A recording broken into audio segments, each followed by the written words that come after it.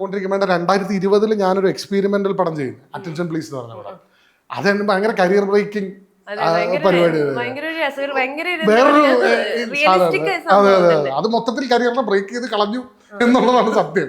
കാരണം ആ സമയം വരെ ഞാൻ അങ്ങനെ തന്നെ വേണം, നമ്മളത് പ്ലാൻഡ് അല്ലായിരുന്നെങ്കിൽ ഒരു തരത്തിൽ അത് നന്നായി. കാരണം അല്ലെങ്കിൽ നമ്മൾ ഈ ടൈപ്പ് കാസ്റ്റ് ചെയ്ത് എന്നേക്കും മറന്നു പോകുന്ന ഒരു ആർട്ടിസ്റ്റ് ആയി പോയനെ. കോമഡി ഞാൻ ആ സമയങ്ങളിൽ കോമഡി മാത്രം, പിന്നെ ഇടയ്ക്ക് 2 ക്യാരക്ടർ റോൾ ചെയ്തെന്നല്ലാതെ നമ്മൾ അങ്ങനെയാണ് എപ്പോഴും. സിനിമയുടെ ഒരു ഇതങ്ങനെയാണ്, നമ്മൾ എന്തിലാണോ കംഫർട്ടബിൾ അത് വീണ്ടും നമ്മളെ കൊണ്ട് ചെയ്യിപ്പിക്കാനാണ് എപ്പോഴും എല്ലാവരും നോക്കുള്ളൂ. അതെപ്പോഴും അങ്ങനെയല്ലേ. നമ്മള് ഇപ്പൊ നന്നായിട്ട് പാട്ട് പാടാൻ അറിയാവുന്ന ആളെ കൊണ്ടല്ലേ വിളിച്ച് പാട്ട് പാടിപ്പിക്കുള്ളൂ. പ്ലംബിങ് അറിയാവുന്നവനെ കൊണ്ടല്ലേ നമ്മൾ അത് ചെയ്യുള്ളൂ. അല്ല ഒരു ഇലക്ട്രീഷ്യനെ കൊണ്ട് നമ്മൾ ഒരിക്കലും അപ്പൊ എപ്പോഴും അങ്ങനെയാണ്. അപ്പൊ അതുകൊണ്ട് ഞാൻ അങ്ങനെ ബാക്ക് ടു ബാക്ക് കോമഡി റോളുകളൊക്കെ ചെയ്ത് ഇങ്ങനെ പരിപാടി പൊയ്ക്കൊണ്ടിരിക്കുന്ന സമയത്താണ് ഈ അറ്റൻഷൻ പ്ലീസ് എന്ന് പറയുന്ന സിനിമ ചെയ്യുന്നത്.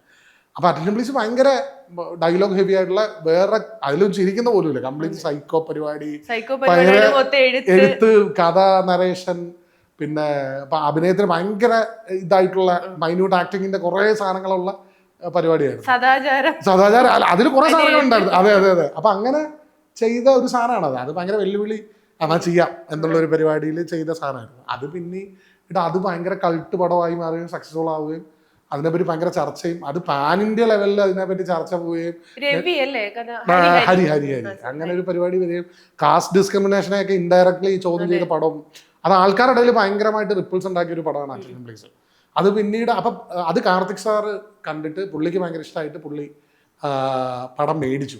പുള്ളിയാണത് റിലീസ് ചെയ്യാൻ നെറ്റ്ഫ്ലിക്സിൽ കൊണ്ടുവരികയൊക്കെ ചെയ്തത്.